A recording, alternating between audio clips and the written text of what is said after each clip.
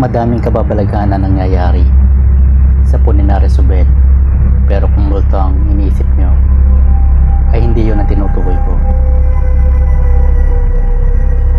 Mas karir-mari-maring pa dyan.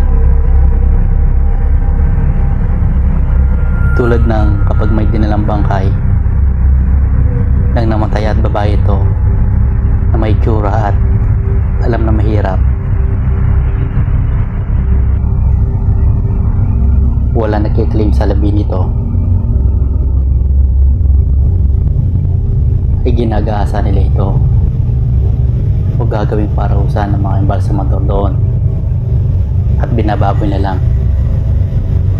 Ibinibenta rin nila ang lamang loob nito, gaya ng kidney at puso, sa black market.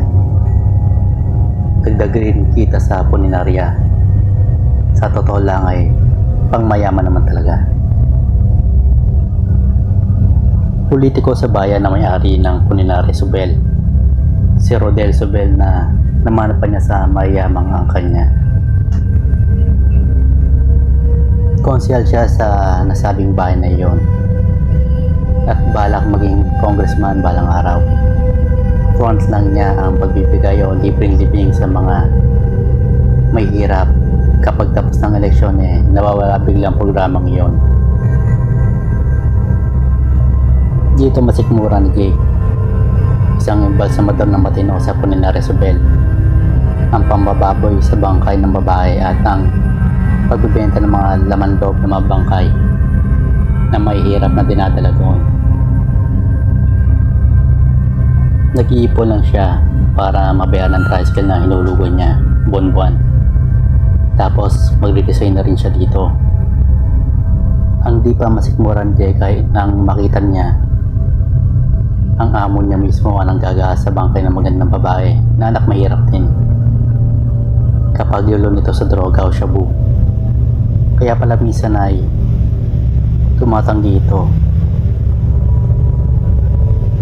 kapag hindi maganda. Pero kapag anak mahirap at maganda at may tsura na matayan, at kapag type niya ito, doon lang ito pumapayag. Bago niya gawin ang karumal-dumal na kademonyoan at kababuyan na yon, ay babatak muna ito ng droga, ang pagana niya. Pagkatapos niya ay ibibigay niya ito sa dalawang manyak na embalsamador na sina Jose at Joey. Mga bata, pagkatapos nyo dyan yung puso at kidney, alam nyo na, ibigay sa akin na buong kita. Ako na magpapasya kung magkano nga hatiin ko. Pagkasabi nyo sa sekretarya, bigay sa akin. Sabi ay alis na ito sa morgue. Nakapailing at minsan ay naluluha si Jake sa nakasaksihan at nagkulong na lang siya sa quarters niya. Natatakot siya sa impluwensya nito, kaya di siya mapagsumbong sa mga otoridad. Di niya alam kasi kung sino ang kasabwat nitong pulis sa bayan nila o magpapagkatiwalaan man lang. May malaking sauna-unos ang dumating sa bayan sa napakalakas na bagyo. Sinalanta nito ng napakalakas na ulatan at ng hangin ang bayang ngayon. Dahil dito, resulto noon ay maraming pananimang nasira, pati na rin ang bahay sa bayang ngayon. Naging taggutom ang mga residente ng bayan. At ang pinaka nakakalungkot ay sa daming namatay at dumang baha. Kalimitan, may hirap. Nagkalat ito sa mga kalsada. Nabalitaan ito ng kabilang bayan at nabalita sa buong bansa. Nabalita na ang politiko dito ay hindi kumikilos, nasisi ng buong bansa. Sabi ng DILG, bakit ganun karami ang casualties? Anong ginagawa ng mga LGU doon? Napilitang umaksyon sila kung si Rodel Subel at tinako ang libreng libing dito at pabigas at padalata sa mga nauli ng pamilya ng mga nasawi. Alam niyang wala siyang kikitain sa libing ng mga ito, pero sa mga lamang loob ay meron. Nakangisi siya habang iniisip niya ito. Sa dami ng mga namatay sa ibang puninara na dinalang iba,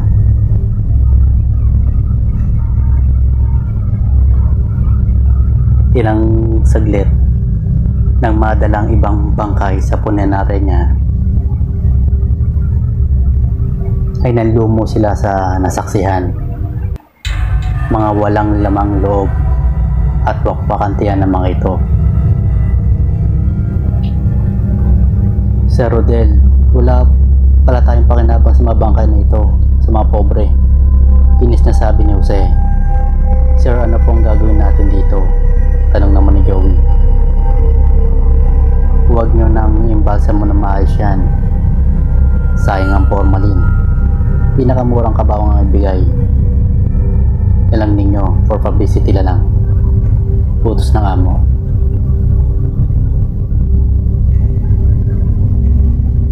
Jay, puntahan mo yung manager nating si Feli.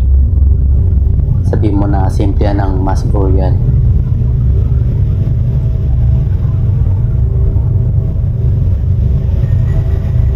Opo, Sir Rodel, sagot ni Jake.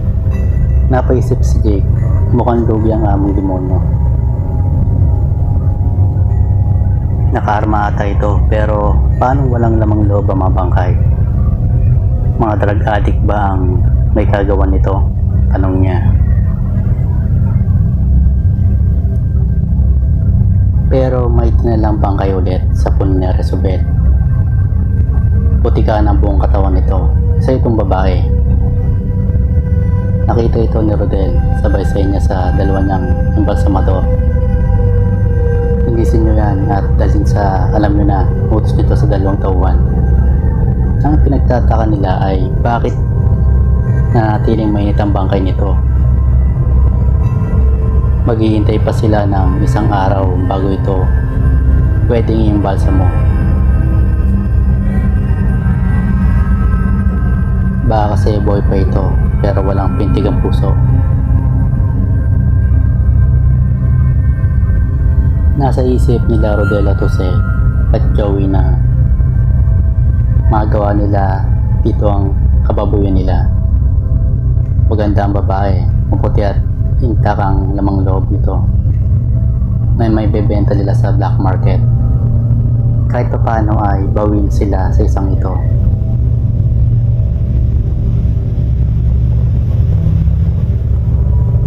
Mula mata, puso, atay at ibang parte ng katawan nito ay malaki ang kikitain nila.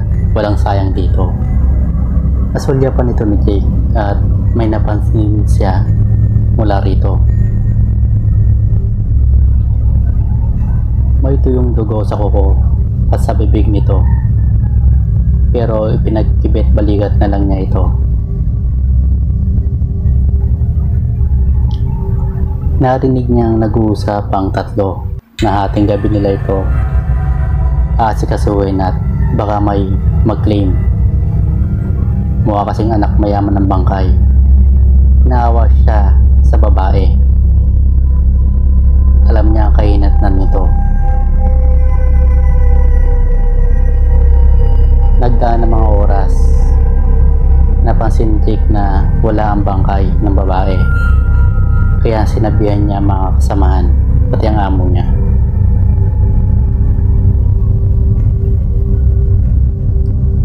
Magdamag sila naghanap pero walang talaga silang nakita. Sira pa ang CCTV camera na nagdaang bagyo pa, hindi pa nagagawa. Pero makalipas ang 3 oras, 10 PM na ng gabi, napakamot si Jose.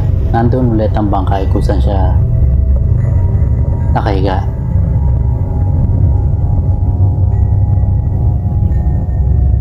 Tinawag nito si Jake.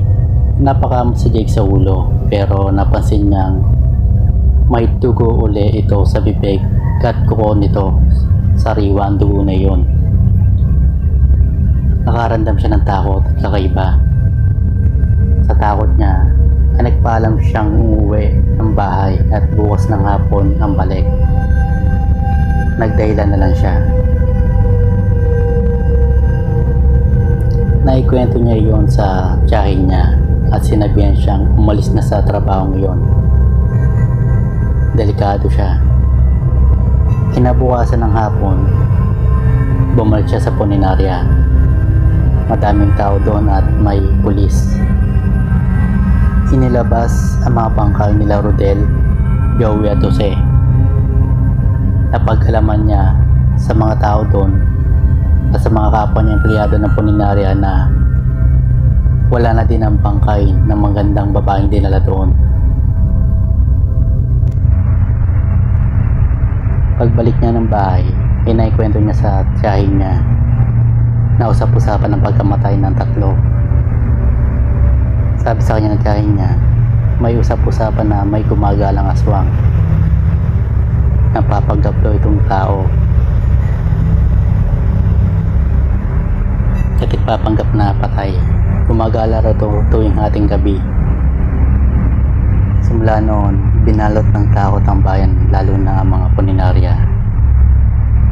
Hindi kasi nila alam kung tao o aswang nga ba ang bangkay na nadadala sa puninarya nila.